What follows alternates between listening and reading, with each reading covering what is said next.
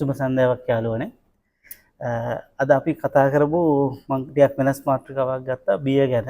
මොකද ඔයගොල්ලන්ට මතක ඇති මගේ පළවෙනි වීඩියෝ 5 1 2 3 4 5 ගැන කතා කරොත් මම විවිධ ලිකර් කැටගරිස් ගැන කතා කරා. එතනදී මම ඇත්තටම කැටගරි දෙකක් කතා කරේ නෑ. එකක් තමයි වයින්, එකක් තමයි බියර්. ඔයාලට මතක ඇති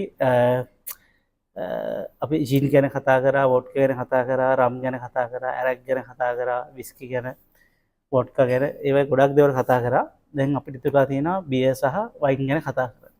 බියර් ගත්තොත් ප්‍රධාන වශයෙන්ම ඔයාලට මතක් වෙන්න ඕනේ ප්‍රධාන ඉන්ග්‍රීඩියන්ට්ස් 4ක්.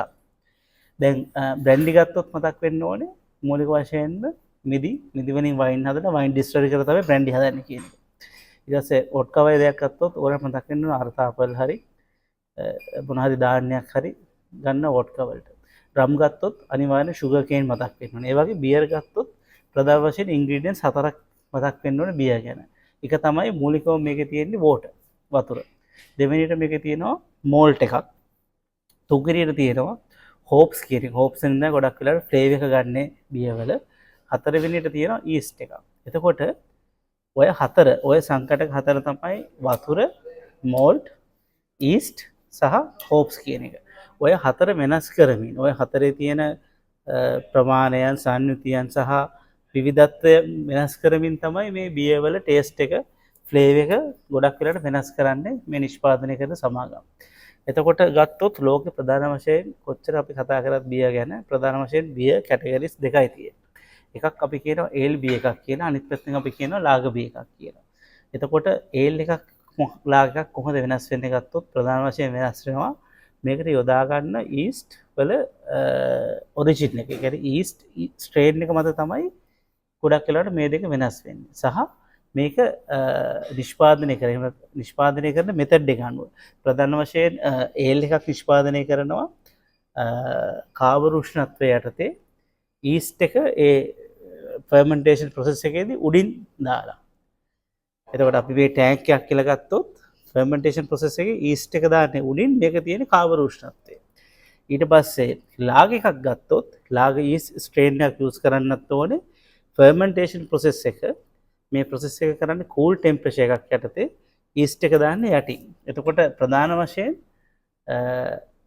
දාන ඊස්ට් ගන්න ඊස්ට් ස්ට්‍රේන් එක යොදා ගන්න විදිහ සහ කාබර් උෂ්ණත්වය කියන සංකටක තුන මත තමයි මේ ලාග් එකක්ද ඒල් එකක්ද කියන එක වෙනස් වෙන්නේ.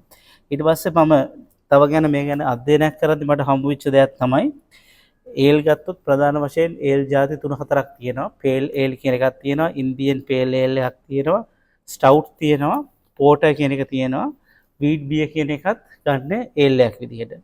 ලාගර් ගත්තොත් පින්ස්ලර් කියලා තියෙනවා, හෙල්සිස් කියලා එකක් තියෙනවා, ඩාර්ක් ලාගර් කියලා එකක් තියෙනවා ප්‍රධාන වශයෙන් ලාගර් කැටගරි එකේ. දැන් ඔයගලන්ට මතක ඇති ඒල් කිව්වහම මම කිව්වා ස්ටවුට් වැටෙන්නේ ඒල් කැටගරි එකට කියලා. හැබැයි ලංකාවේ මේ වෙනකොට බියර් නිෂ්පාදනය කරන ප්‍රධාන සමාගම් දෙකක් තියෙනවා. මම ඒ සමාගම් දෙකේම මේ ගැන විස්තර හෙව්වා. ඒ දෙකේම ස්ටවුට් එක හදන්නේ ඒල් ප්‍රොසෙස් එකේදී නෙමෙයි. ස්ටවුට් එක හදන්නේ ලාගර් ප්‍රොසෙස් එක යූස් කරලා. එතකොට මේ තියෙන්නේ ඒ සමාගම් දෙකේ වෙන වෙනම හදන දෙකක්. මේ ස්ටවුට් ගත්තොත් හැදෙන්නේ ඇත්තටම ලාගර් ස්ටවුට් එකක් තමයි හැදෙන්නේ. එහෙම නැත්නම් ඒල් වල තියෙන ස්ටවුට් එක නෙමෙයි මේ හැදෙන්නේ. ඊට අමතරව ලාගර් ගත්තොත් පිල්ස්නර් කියන්නේ ගොඩක් වෙලාවට ස්මූත් විදිහට හදන බියර් එකක් ලෝකේ. එතකොට පිල්ස්නර් කැටගරි එක ගත්තොත් ඒකේ ගොඩක් වෙලාවට මෝල්ට් රස වැඩි. දැන් මේ මෙතන තියෙන බියර් වලින් මේ හතරම ලාගර් වල පිල්ස්නර් කැටගරි එකට ගන්න පුළුවන් බියර් එකක්. එතකොට මෙතන තියෙනවා ස්ටවුට් කැටගරියට යන බියර් එකක්. ඊට පස්සේ විශේෂයෙන් අපේ දකුණු ආසියාතික රටවල් සහ විශේෂයෙන් ඇෆ්‍රිකන් රටවල් වල බියර් එකක් සාමාන්‍යයෙන් 5% වගේ සර ප්‍රමාණයට හැදුවට මිනිසුන් අතර ඒක ජනප්‍රිය වෙලා වෙන්නේ නැහැ. ගොඩක් මිනිසුන් ටිකක් ඊට වඩා සර වැඩි බියර් එකක් පාවිච්චි කරනවා. ඒකට හරියන්න ගොඩක් දකුණු ආසියාතික සහ ඇෆ්‍රිකන් කන්ට්‍රීස් වලට හදන්න 8.8 රේන්ජ් එකේ ස්ට්‍රෝං බියර් එකක් හදලා තියෙනවා. එතකොට මේ තියෙන්නේ මේ වගේ දකුණු පැත්තේ තියෙන ඒ වගේ හදපු ස්ට්‍රෝං බියර් දෙයක් දැන් ලංකා මාකට් එකේ තියෙන.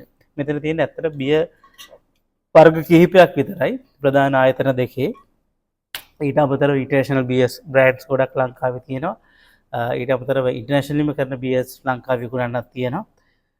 අපි මම බලාපොරොත්තු වෙනවා ඉදිරියේදී අඩුම ගානේ මාසෙට රිවිව් දෙකක් වගේකවත් බිය රිවිව්කුත් අරගෙන එන්න ඔයගොල්ලොත් එක්ක කතා කරන්න. ඔයගොල්ලන්ටත් ගොඩාක් අදහස් ඇති බිය ගැන, ඔයගොල්ලන්ට ප්‍රශ්න ඇති අහන්න බිය ගැන, අදහස් දක්වන්න ඇති. ඒ වගේම බිය නොවන මම කලින් කරපු වීඩියෝස් වලත් මොන හරි අදහස් දක්වන්න ඇති. අනිවාර්යෙන් ඒවට කමෙන්ට් කරන්න.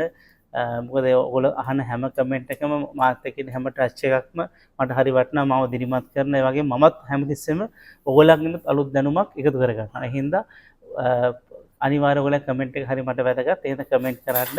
අපි මෙතන දැනුම බෙදා ගන්න දෙයක් විදිහට අපි මේ වීඩියෝස් ඉදිරියට කරගෙන යමු. එහෙනම් චීස් යාළුවනේ.